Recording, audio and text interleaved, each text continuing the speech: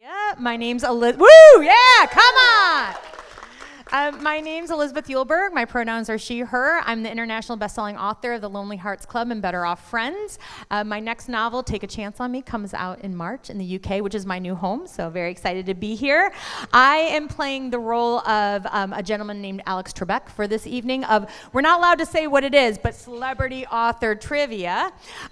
What we're waiting, we almost might be ready, but I thought what we're going to do is we're going to do a first round. I'm going to have a little chat with our contestants and then do a second round, all of that good stuff. But I want to introduce our amazing panel. So we first have Ella McLeod, who is a writer. Yes! Thanks, guys. Thanks. Who is a writer, poet, and co-host of Comfort Creatures podcast for people who prefer to have friends, for their friends to have paws instead of hands. She is the author of Rapunzella, or Don't Touch My Hair. Her most recent is The Map That Led to You. Her debut adult novel, Andromeda, will be published in May 2026. Yes. Up next, we have Veronica Roth, is the New York Times bestselling author. Yes! Woo! Is the New York Times bestselling author of, you know what, this is when I need to have my glasses. I thought I could get away with it. A Poster Girl, Chosen Ones, Arch Conspirator, the Divergent series, and Carve the Mark duology. Her most recent release is When Among Crows, an emotionally charged contemporary fantasy of love, sacrifice, and ancient enchantment at Polish folklore thrives in today's Chicago. Ooh. And finally, we have VE Victoria Schwab. Woo! This is the #1 New York Times bestselling author of more than 20 books, including the acclaimed Shades universe, the Villain series, the City of Ghosts series, Gallant, The Invisible Life of Addie LaRue, The Fragile Threads of Power. Oh my gosh. They're also the creator of the supernatural drama series First Kill, which is based on her short story from the anthology Vampires Never Get Old. Woo. So this basically works like normal, so I'm gonna need some help from the audience, because in addition of me reading these questions, I have to figure out who is actually the one to hit their buzzer first. So, Can we hear them all in order? Yeah, so, yeah.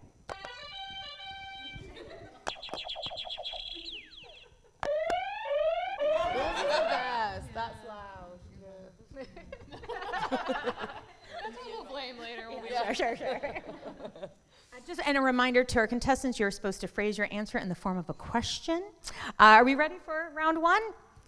Okay, the categories are The King of Horror, Classic Science Fiction, Fantastical Worlds, Author. This is when I will give you books and you tell me who the author is, and Writer Invented Vocab. Now, they can't see the screen, so I'm going to read the question twice, and I'm going to have to learn how to speak slow. So, Ella, alphabetical order, you get to choose the first category and price. Okay, I'm gonna. And if you need help, you can What do you mean price? So you like King of Horror for 300 or? Oh, okay.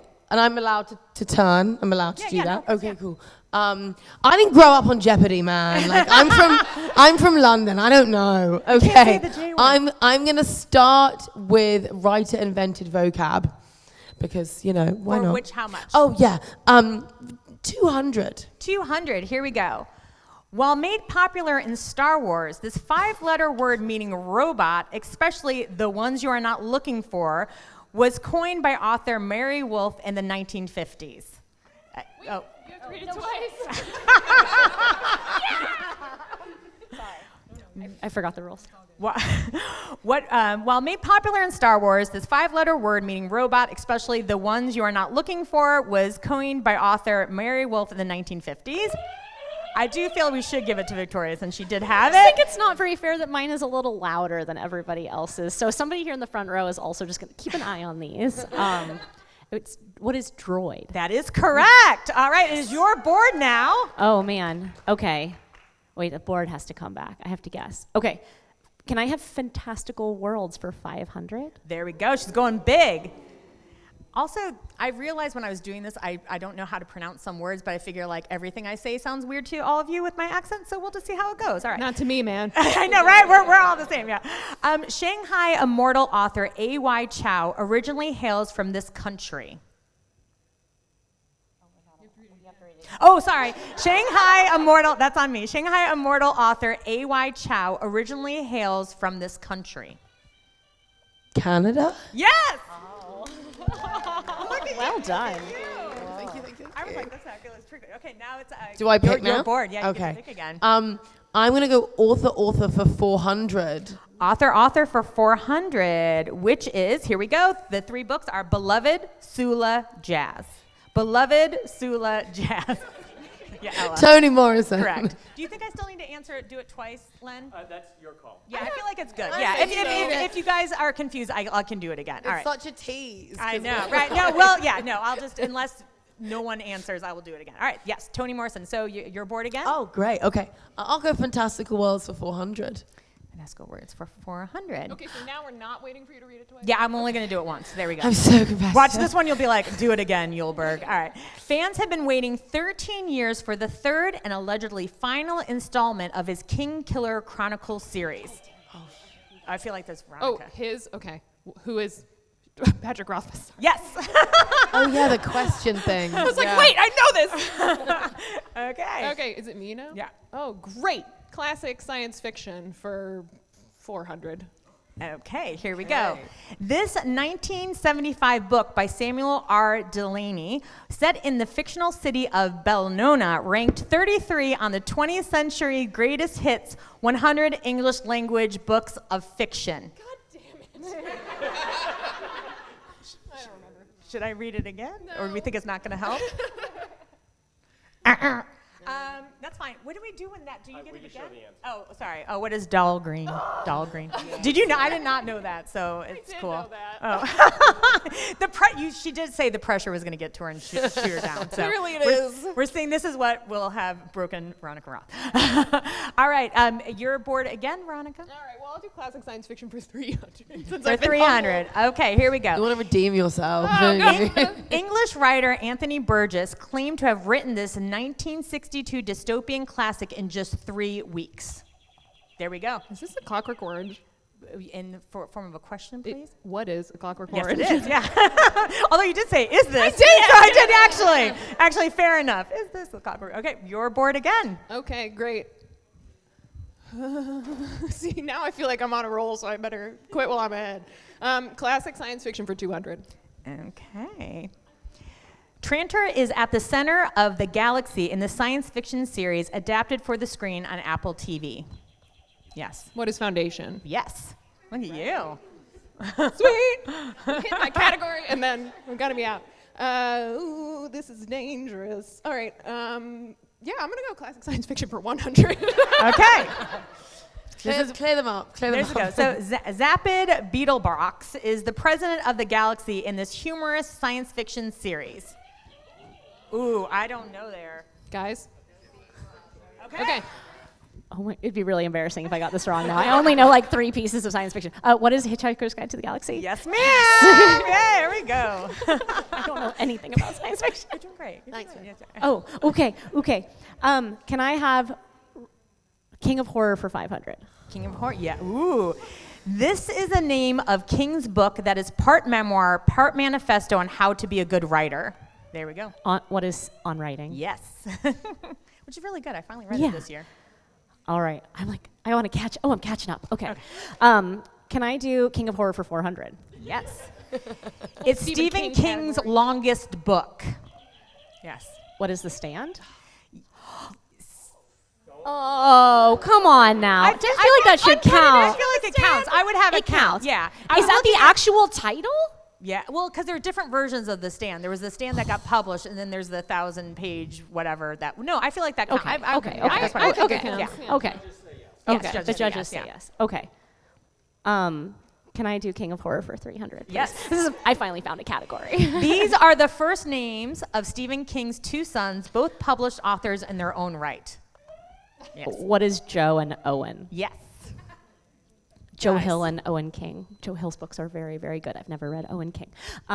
Okay, I'm just gonna, I don't know anything about science fiction, so I'm saying in this category, can I have King of Horror for 200, please? Why didn't I do 500 when I asked? Yeah, you had a 500. Many of Stephen King's novels are set in this U.S. state, the northernmost in New England. There we go. What is Maine? Yes. Sweet.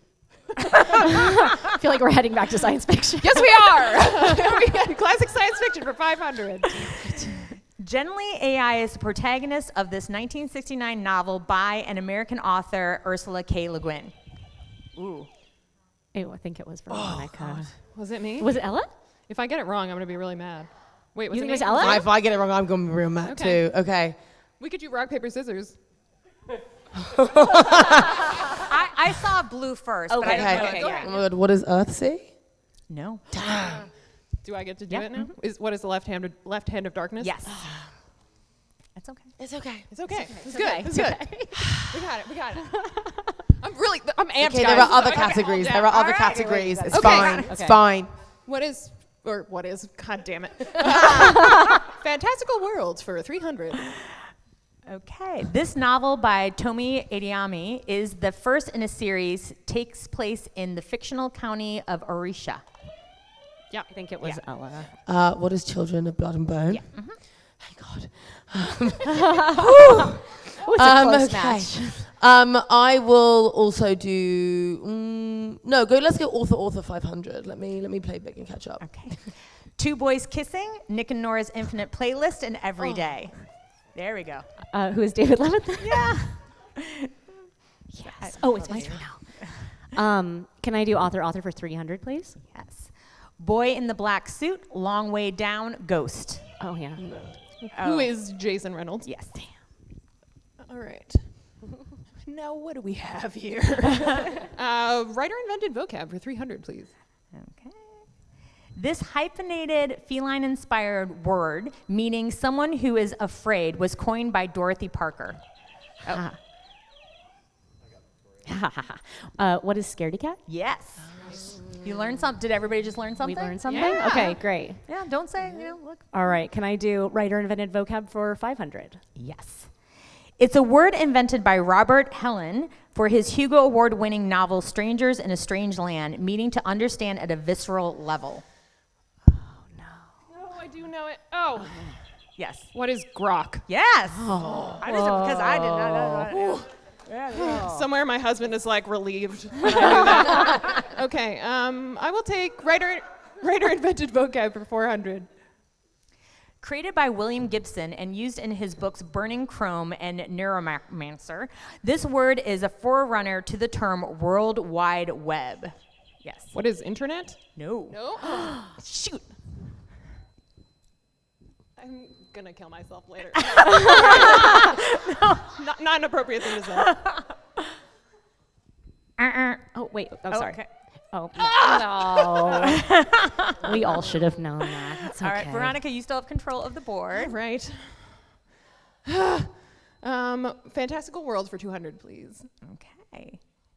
In March 2022, this prolific fantasy author raised $41.7 million on Kickstarter, the most funded campaign on the platform's history at that time.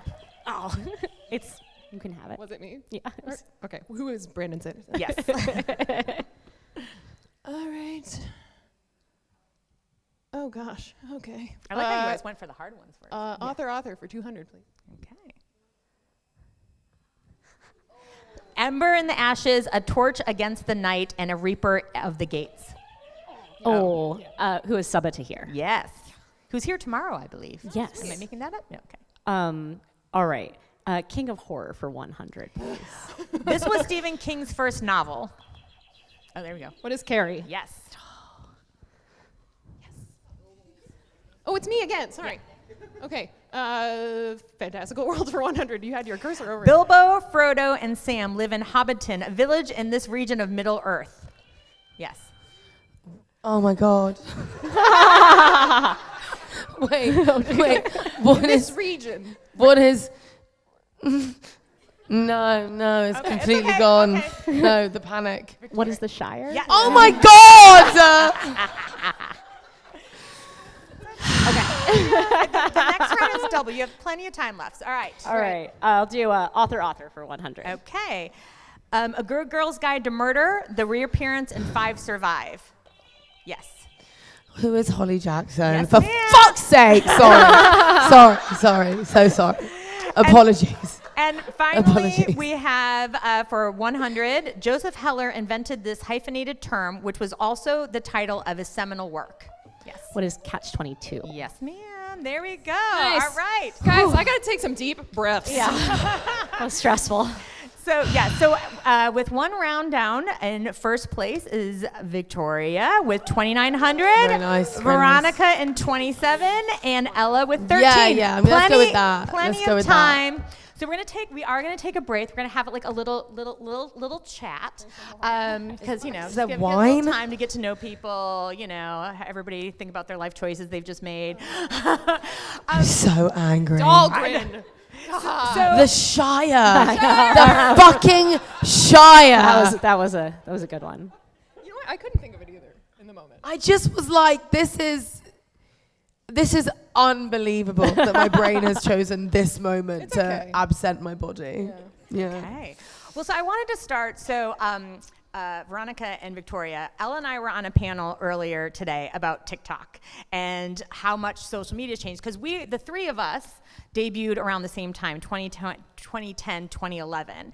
So I was wondering if you guys could talk a little bit about what has changed in the industry. First of all, the fact we were talking about this, that we're still here is I think they say most people give up after 3 books, and like we're still here, So I wonder if you could talk a little bit about the changes that you have seen in publishing. Well, Back in my day. We were just talking about blog tours. Yeah. You remember blog tours? Yeah. Remember blogs, guys? They were Yeah. before Substacks. yeah. It was a live journal. Yeah. A there was WordPress. WordPress. Yeah. A Zanga, if you will. Blogspot. Anyway, we don't need to keep listing platforms. Whoa. I don't know. Do you have any interesting things to say about I this? think time is a straight line and a circle all at once. Here's what I mean. Before Book Talk, it was Bookstagram, and before Bookstagram, it was Booktube, and before Booktube, it was Bookblog, and there will always be something. It's at once exciting and also very stressful to see this kind of like continuous reinvention. But the reason there is a continuous reinvention is to maintain organic discovery and organic communication, and then when each platform becomes less organic, some new form of that. I think this is the era in which we live now. Am I very daunted by this current era? I do not make TikToks. I like to watch TikToks in bed at midnight and scroll, and I like to like ones, especially if they're about animals doing silly things.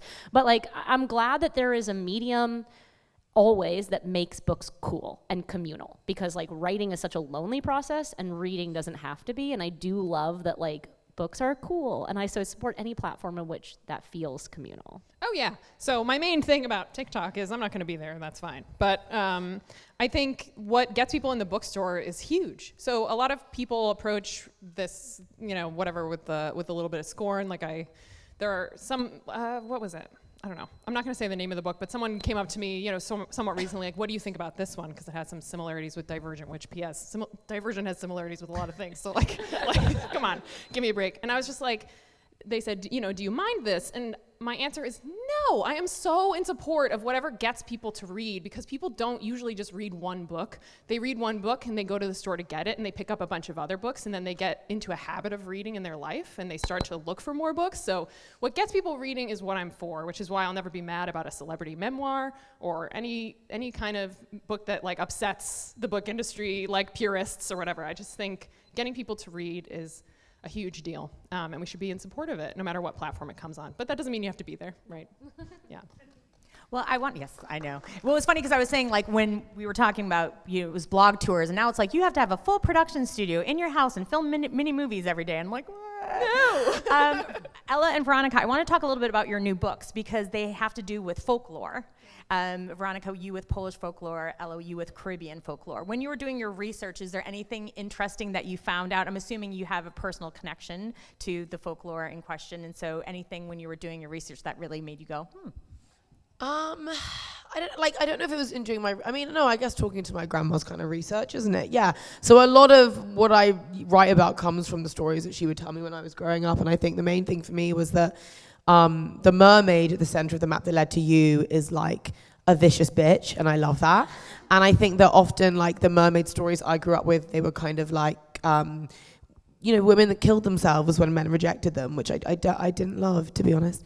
Whereas in Caribbean folklore, the river mama is like angry and wrathful and kind of primordial, and when people look at her and she doesn't like them, she drowns them, you know? And so I think for me, it was this like, not just falling in love with the folklore all over again, but a re-understanding of like mermaid mythology and and like all of that. And just this idea of a mermaid not being pretty, but being dangerous and terrifying. I thought that was really cool. Yeah. Yeah, sort of similarly, a lot of Slavic folklore creatures, which is what I've incorporated in When Among Crows, are women, wronged women, women who suffer something in life and then things get worse for them.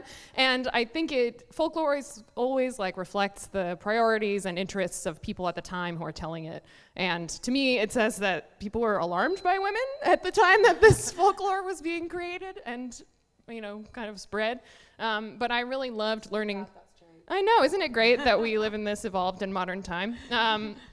But mostly I just loved connecting to that part of my heritage because my mother is Polish, but I was born in America, and so we didn't grow up with a lot of the traditions or the language, and so giving myself permission to learn about it, even though she actually doesn't know that much about it, because she tried very hard to become Americanized, so she kind of lost touch with all that. So going back into it was really lovely in a family sense. It made me closer to my uncle who proofread the book, and he speaks Polish better than she does, and I don't know, it was really wonderful. But yes, all these women, these scary, deadly women with born with two souls and two sets of teeth who turn into owls. That's a strika. It's like all these amazing, dark, creepy creatures I got to incorporate and find humanity in, which was kind of the thing about When Among Crows. It was really fun. It's interesting what you say about like your mother really trying to become American, because my grandma was the same, like really tried to become British.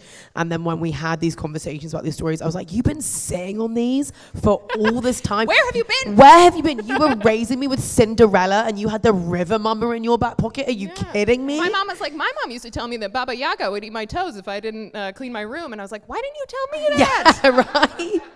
Yeah. Before we go to round two, Victoria, I wanted to ask about your podcast. Oh, yeah. Because she has the podcast No Right Way, which came from people asking you how to write. Yeah. I'm curious if at any point an author had said something to you that really resonated, like, ooh, that's good. And also follow up, who, dead or alive, dream author?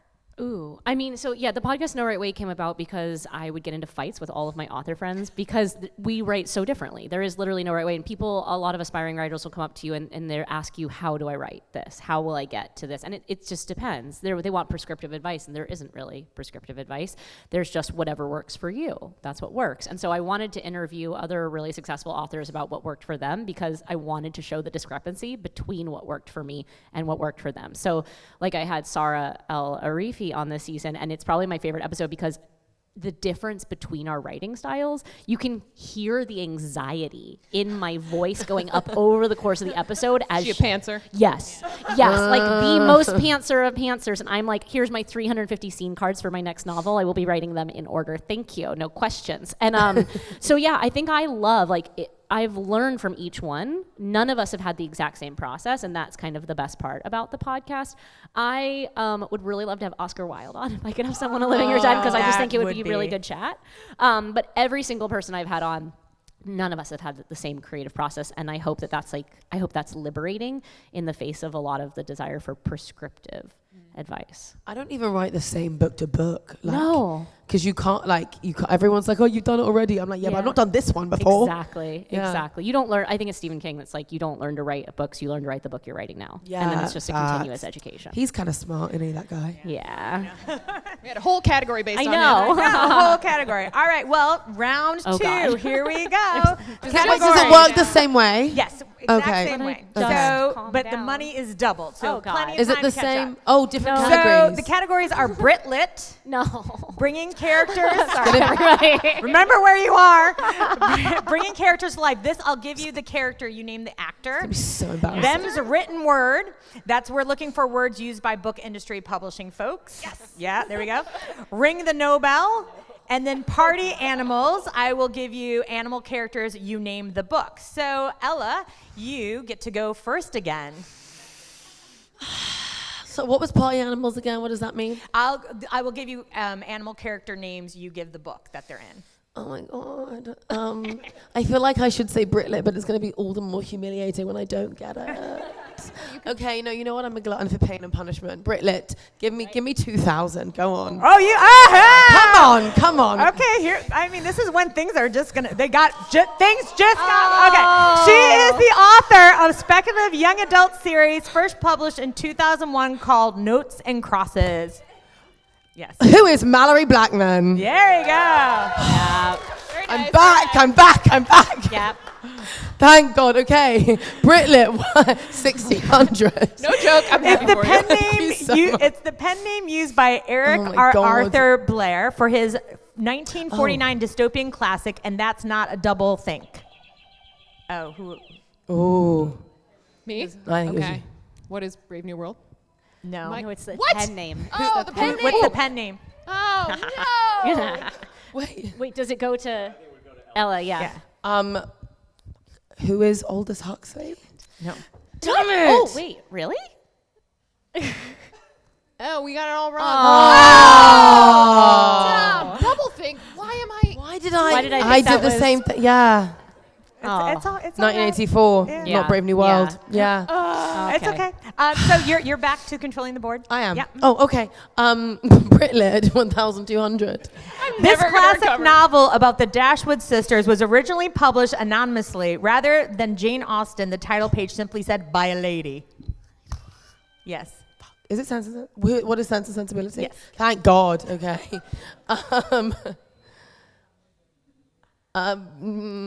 Free me from Britlet. Okay. Britlet, 800. This author maintained that his Chronicles of Narnia series was not meant to be a Christian allegory. Who is C.S. Lewis? I love hearing the gasps over here. You're like, I know it. I know it. Yes.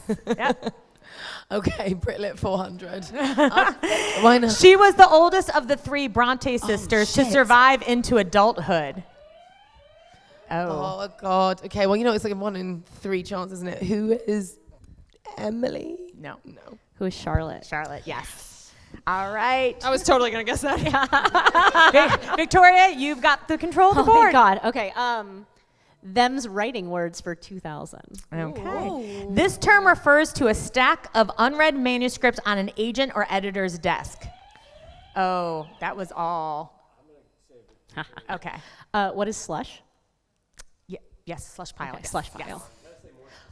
Oh, you Oh, know, more more specific. specifically. More specific, Okay, sorry, that was what on is me. a slush pile? I knew what you Oh, meant. we're tied now. This is very stressful. Them's writing words for 1600. TK, sometimes written as T/K, is editorial shorthand for this. Oh, yes. What is to come? Yes. Fun fact, it's because there's no words in the English language that combine those two letters, and so you can do a search for it through the manuscript. I think that's an American I actually thing. did. Yeah. I learned something today too. Look at this. Do I get a bonus point for educational material? I kind of feel like, yeah. What was bringing characters to life again? Oh, So Adaptation. yeah, adaptation. So I give the character, you name the actor. all right. I'll take that for 1,200. For 1,200. She played Dorothy Vaughan in the screen adaptation of the nonfiction book Hidden Figures. Yes. Oh, is it who is Taraji P. Henson? No. Yes. Who is Violet Davis? Nope. The never only seen it. other one. Who? It's No, not well, the no, only you can't, other yeah, one. you can't go again. Oh, I can't go again? ask me. Okay. Wait, what did you So say? who I'm not going to tell you. All right. Let's who just let it is go. Octavia didn't see it. Spencer? Oh. Yeah. Okay. And I've met So her in real back- life, back so to- that's extra Yeah. embarrassing. So yeah, Veronica, back to you. Now I don't know what to do. Them's writing words for 1,200. Okay. This professional editor is usually the last one to review a manuscript before publication. Okay, that was Veronica. What is a copy editor? No. Oh, okay. Cool. Yeah. Oh, wait. Well, you get to go second, I think. Do I get to go Oh, second? yeah. Who is a proofreader? Proofreader. I gotta stop. I being actually think it generous. differs publisher to publisher. I think you're Yeah. right. You know what I mean? Yeah. You know, because It's sometimes, you know, people aren't doing their things. You know what I mean? I don't always have a proofreader. Yeah. So Ella, you have control of the board. I'm going to go bringing characters to life, 1,600. Okay. This Starfleet Oh, for captain fuck's played sake. Sages in the 1976 BBC miniseries I, Claudius. Starfleet captain? Yeah. Oh no. Who is? Oh no. It's the one that I pair with McKellen in my mind. The bald one. Stuart? Oh, wait, what is it? Something Stuart. You had it. Who is Patrick Stewart? Yes. You gave that to me with that No, McKellen. but I know the the bald one. Because I do the same thing. Yeah. Okay, Ella, who's made a comeback. Look at you. Meanwhile, me. I love that none of us are touching the Nobel one. We're like, no. Definitely not. Let's do a little seasoning. Let's do party animals. For 1,200. Zira, I don't even know how to say that one, and M. Zayas. How do you say it? Cornelius and M. Zayas. And we say the what? The book? The book, yes. Yeah, okay. Oh, no. That's great. That doesn't help. No. Does anybody in the audience know? Yeah. Oh. God, well done. Okay, Ella. Okay. Yeah, I'm going to dial down the spice and go back to, let's do bringing characters to life 800. Oh my God. He played Cromwell in the 2015 BBC adaptation of Hilary Mantel's Wolf Hall. The following year, he was the BFG. Who is Mark Rylance? Yes. Oh, yes. I love that man. I love that man. Okay, bring characters to life 2000. Oh, okay. Okay. A far cry from his first credited screen role as Eddie, an ex-delivery boy, this chart-topping singer played Robert Paulson in the screen adaptation of Fight Club. Robert Oh Paulson. my God, I have regrets. Oh, no. Which one's Robert Paulson? Topping, yeah. Who's a chart-topping singer in the Fight Club? Any clues? No, he's a chart-topping singer, and then who he knows played it? this role Does in any Fight of Club. you? What is it? Wait, all right, we're gonna. It is who is Meatloaf? Oh. That's all right. That's all right. How Okay. would you? Bring characters to life 400. She played Katniss Everdeen in the film adaptation of The Hunger Games. Oh, I feel like that was actually you pressed first, Veronica. Me? Yeah. Okay, who is Jennifer Lawrence? It was so funny. I was like reading it, looking. So I was like, you guys are gonna get this right away. If you see me like start reading like this, you know, I think you're all gonna know it. I feel like if I didn't get that one, I'd just be out forever. Okay. No, you'd be out forever if you didn't get who is Shailene Woodley. Yeah. Okay. Ooh, party animals for 1,600. Enzo. Oh, God damn it.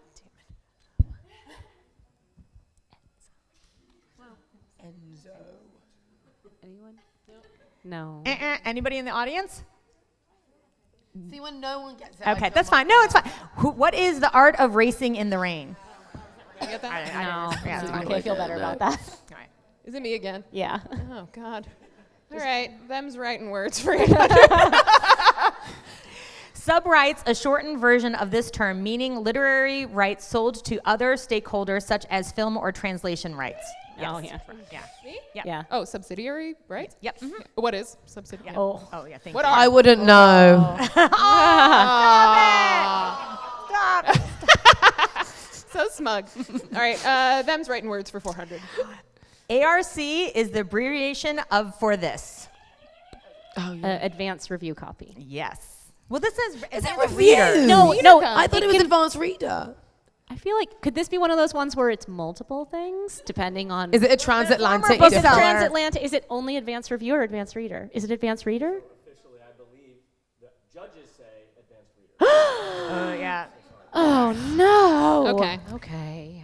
Okay. Well, I needed those points. Yes, you get to pick again, though. it's me again? Okay. Victoria. Or who, yeah. Oh, God. Wait. It's, No, you go ahead. Oh, okay. I don't want to pick between you. all right. Ring the Nobel for 400. Oh, God. This Irish poet, Death of a Naturalist, is amongst his well-known poems, won the Nobel Prize in Literature in 1995. Here we go. Who is Seamus Heaney? Yes! Nice. Oh, my God. My Irish fiance is going to be so proud. I'm so sad he's not here. Yeah, all right. No, actually, who am I kidding? Party animals, 400. Wilbur Charlotte Templeton. There we go, Vera. Yeah. What is Charlotte's Web? Yes. Yay. You've got fast reflexes, Yeah. Rob. Like, I don't know. Because I'm so amped. Okay. Party animals for 800, please. Hazel Fiver Bigwig. There we go, yeah. What is Watership Down?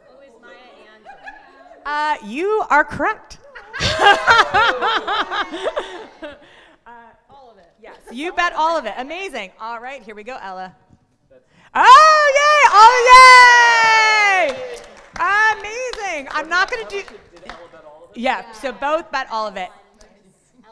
So it is my pleasure to present the award for Celebrity Author Trivia to... Can we do a drum roll? Even though we all know. There we go! To Ella McLeod!